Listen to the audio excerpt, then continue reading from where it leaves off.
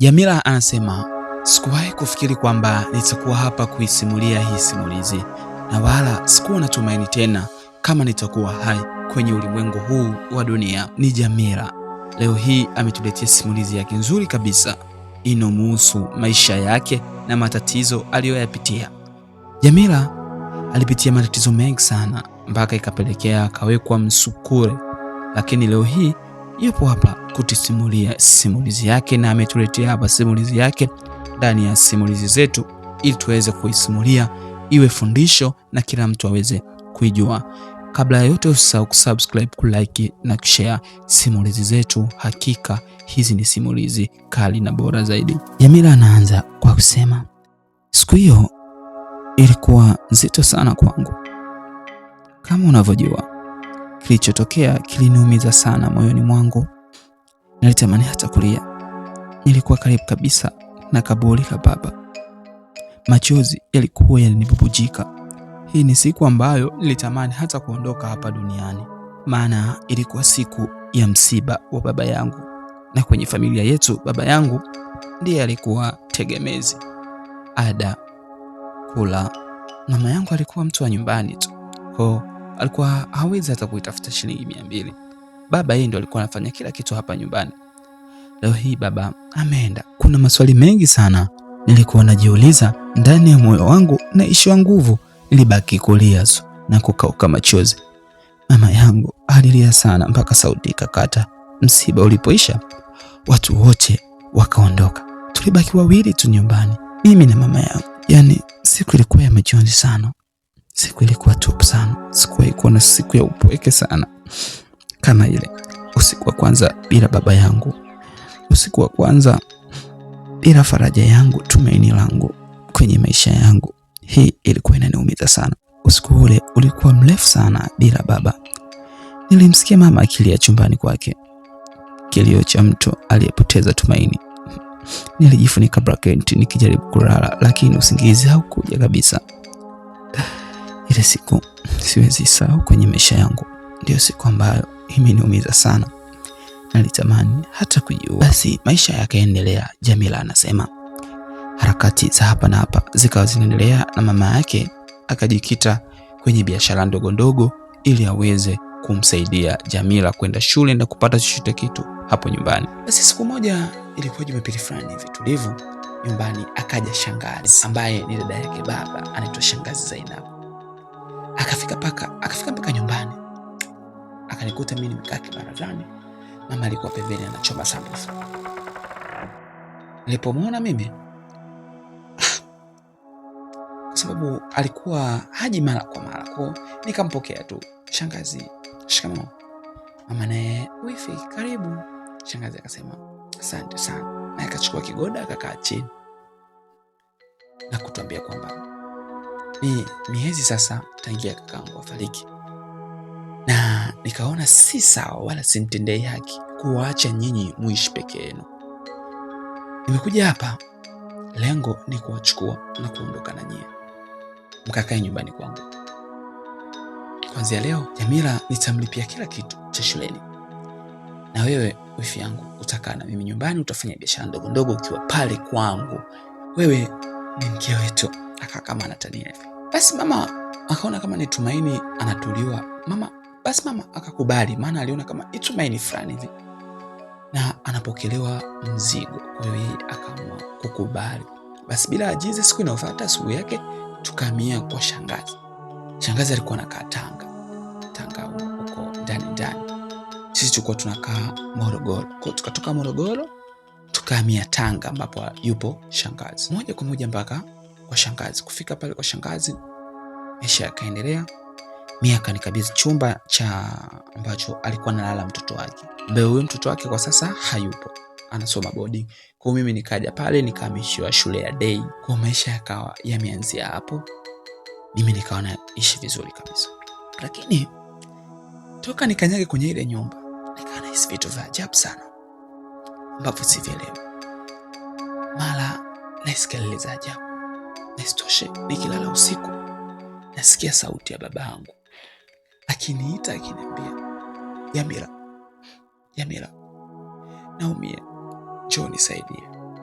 Jamila, njoo nisaidie. Guys, sauti ilikuwa inajirudia kila usiku nikilala. Na nikawa najaribu kumwambia mama, lakini mama anasema kwa sababu ulikuwa unampenda sana baba yako ndio maana unaota ndoto kama hizo. Nikaona okay. Nikaanza shule. Lakini shule mimi nilikuwa mtoto wa kwanza darasani nilivyokuwa shule ya Morogoro. Lakini toka niingie hapo ndani ya mimi shule, nikaona hizi vitu vya ajabu. Nikiingia shule kichwa kinaniuma, nikienda chooni nakutana na vitu vya ajabu, sauti za ajabu, mara mwalimu akifundisha pale sioni. Hiyo hali ikapelekea mpaka shuleni wakaanza kunitenga, maana nilikuwa nikaa kidogo tu napiga kelele. Nikienda hospitali hakuna ugonjwa unaonekana, mpaka mama yangu akawa na wasiwasi kweli. Sema hichi neneje au mwanangu amebloga. Lakini shangazi alikuwa mtu wa dini sana, akawa anasema hapana, usiwaze vitu kama hivyo, Mungu yupo. Wakanipeleka hospitali ya wilaya, lakini sikuonekana na kitu. Nikapeleka hospitali ya rufaa, sikuonekana na shida. Nikapeleka hospitali ya mkoa, sikuwa na shida. Ila nikiingia darasani napiga mayowe bila sababu ya msingi. Naogopa. Nasema wanakuja. Au wanakuja. Wenzangu wako na njaa. Wanakuja kina nani? Guys. Basi siku zikazidi kwenda, nikawa naendelea kuishi nyumbani. Lakini ile hali ikaendelea mpaka ikapelekea mimi nibaki nyumbani. Ikashindikana sasa mimi kwenda shule. Maana nikienda shule napiga kelele. Sasa kipindi hichi mimi naumwa na hii hali ya mapepo ya kupiga kelele, mama yangu naye akadondoka chooni. Nilisikia tu ukunga siku hiyo. Guys. Tukaenda pale tukaona mama amedondoka chooni. Akawa hajiwezi. Natoka siku hiyo adondoke chooni. Akawa tu analala kitandani. Anaongea vizuri lakini ni mtu wa kulala kitandani. Haja kila kitu ni hapo. Hali ikaanza kuniumiza kisaikolojia. Isitoshe mimi nikienda shule napiga makelele, mama naye kadondoka chooni. Hajiwezi. Nikawa najiuliza, ikatokea mama naye ameondoka, itaishije mimi? Lakini shangazi ukimtazama huwezi kumzania, ni mtu wa dini kweli kweli. Swala 5, swala zote alfajiri, azul, alasiri mpaka isha, zote ana swali. Hajawahi kupitwa hata siku moja na sala. Qur'ani amehifadhi juzuu ya kwanza mpaka juzuu ya mwisho.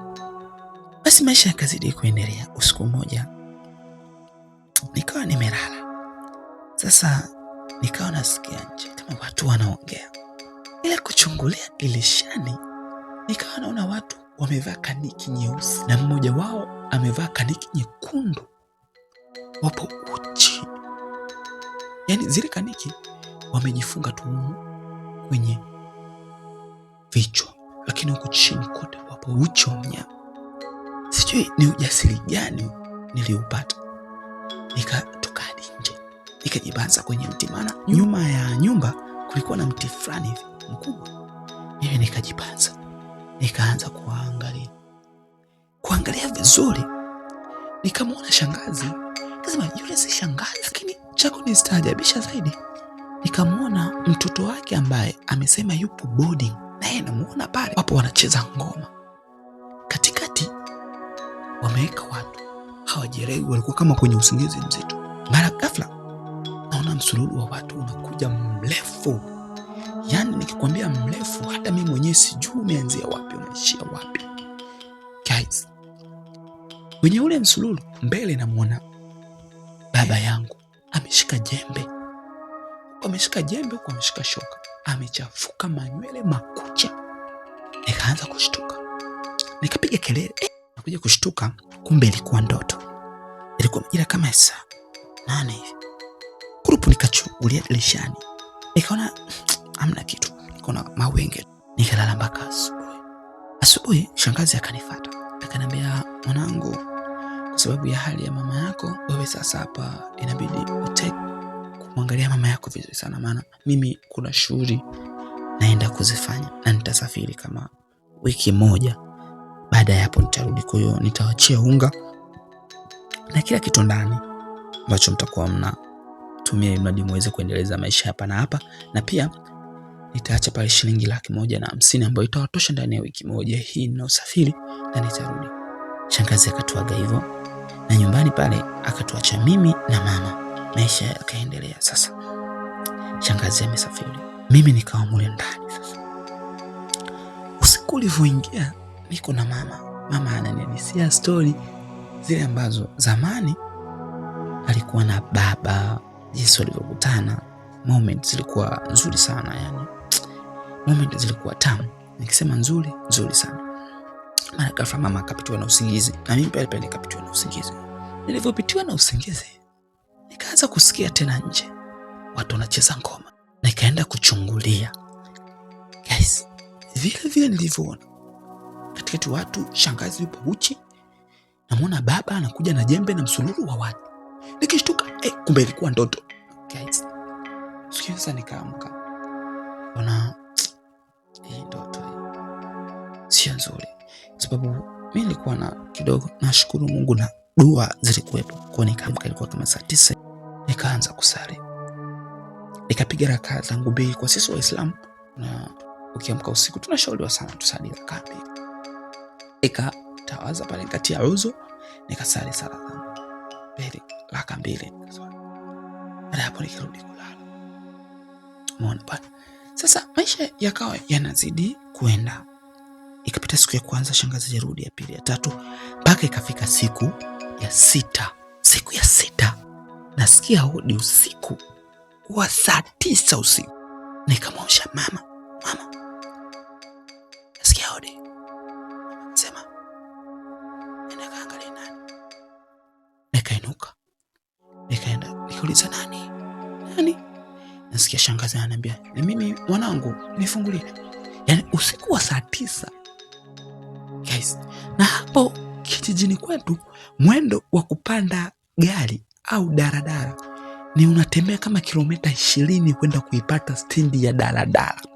Kwa bodaboda usiku kama huo bodaboda hazitembeagi. Nikawa najiuliza, shangazi amekujaje hapa? Ametumia usafiri wa namna gani? Akaniambia, nifungulie mwanangu. Nikamfungulia. Lakini nikimtazama shangazi, mguuni ana matope. Na siku hiyo mvua haikunyesha. Akaniambia, katikati pale nilidumbukia kwenye mfereji fulani hivi, nimechafuka. Shangazi akaenda kuoga. Ila mimi nikawa na wasiwasi usiku mzima sikulala. Nikawa nasisimuka. Vinyoleo vyote hivi vinasisimuka. Yani hiyo siku siwezi kuisahau. Basi asubuhi ikafika, hali ya mama nayo ikawa inazidi kuwa mbaya kweli kweli. Nikisema mbaya, ni mbaya kweli kweli. Akaona kila kitu anafanya hapo. Mwanzo alikuwa anaongea, ila sasa hivi hata kuongea ongei. Ni mtu kukaa tu hapo. Kila kitu anafanya hapo. Hata sauti yake haitoi. Nikiwaambia shangazi tumpeleke mama hospitali, shangazi akasema, hili jambo sio la hospitali. Dua, nitaita maustazi hapa usome dua, mama yako atakuwa sawa. Hili jambo linanichanganya sana. Nikisema linanichanganya, lilinichanganya kinoma. Usiku huo nakumbuka ilikuwa siku ya Alhamis. Nikawa nimelala. Siku hiyo sikulala na mama, nikalala chumba ambacho nalalaga. Nilipewa siku ya kwanza kabisa. Aliponiambia hiki chumba ni cha mwanae. Aliniambia hiki chumba ni cha mwanae, kwa utalala hapa. Kwa nikawa nimelala kwenye hiko chumba. Mama akawa amelala chumba kingine. Shangazi naye akawa amelala chumba kingine. Mara nikasikia sasa sauti za watu wengi sana, wakawa wanaongea vitu vya ajabu na njozi. Yani hapo nilikuwa usingizini, yani kama nikawa na watu wamevaa bikini, kaniki, wengine wapo uchi, matunguli, mavitu ya ajabu, wanaelekea chumbani kwa mama kutoka usawa wa koldo, wanaenda chumbani kwa mama. Ona, sasa hapo nimelala kumbuka. Yani nikijaribu kuinuka siwezi. Yani sijui yale mnaijua. Yani unataka kuinuka, umelala, unataka kuinuka lakini unashindwa kuinuka. Lakini kila kitu kinachoendelea yani unakasikia, unaona kama una akili timamu. Wengi wanasemaga ni jinamizi sijui. Ndio nilipitia hiyo hali. Sasa nilivyokuwa na ile hali nikaona sio kweli. Sababu nilikuwa nimejuzuu kidogo, nimesoma chuo. Nikapiga pale surati Ikhlas 12 pale nimelala. Nikapiga na alam na shilaka kama 12 nazo. Nikashangaa nimepata nguvu za ajabu. Moja kwa moja nikainuka, nikafungua mlango taratibu sana, nikawa naelekea usawa wa chumba ambacho analala mama. Sasa chumba anacholala mama kilikuwa hakina mlango, kilikuwa kimefunikwa tu panzi. Nikawa nasikia watu wanaongea. Nikasogea, nikafungua ile panzi kwa vidole viwili, nikachungulia. Sikuamini nilichokikuta. Nilimkuta shangazi, mwanae ambaye amesema ameenda bodi, na watu kama 4 hivi wazee. Wote wapo kuchi wa mnyama, wameshika matunguli, huku wamemgeuza mama, wamemlaza kifudifudi na wamemwekea matofali makubwa mgongoni. Wengine wanamkanyaga mguuni. Mama akawa kama anahangaika ajitoe hivi, lakini anashindwa kufanya chochote. Guys, nikapiga ukunga pale mkubwa sana. Wakaniona. Walivyoniona wote wakayeyuka. Kuanzia shangazi, mtoto na wale wazee. Siwezi kusahau. Nikakimbia mpaka chumbani kwangu, nikajifungia mlango nikajifunika gubi. Nina hofu, natetemeka, nadhani hii ni ndoto. Kumbe ilikuwa ni kweli. Kila nikijifinya nasikia maumivu ya hali ya juu. Nikaanza kufikiria shangazi ndio kamua baba. Hii hali iliniumiza sana. Ndugu wasikilizaji, nasimulia hii story kwa niaba ya Jamila. Hata mimi inachoma kwa kweli, maana inasikitisha. Kwa leo tunaishia hapa, ila usisahau kusubscribe, kulike na kushare ili kuweza kupata simulizi kali kabisa na muendelezo wa Jamila, na tujue baada ya hapo, je, Jamila alivyoamka asubuhi kitu gani kiliendelea? Shangazi yake alimtokea? Je, alivyokuja shangazi yake alimwambia nini? Na kweli shangazi yake ndio alomua baba yake? Lakini pia je, huo ugonjwa ulompelekea mama yake yupo kitandani shangazi yake ndio alosababisha? Je, shangazi yake ni mchawi? Na je, shangazi yake ndio alofanya hata akashindwa kuendelea na masomo shuleni? Akienda shuleni anapiga makelele. Tukutane kwenye sehemu ya pili.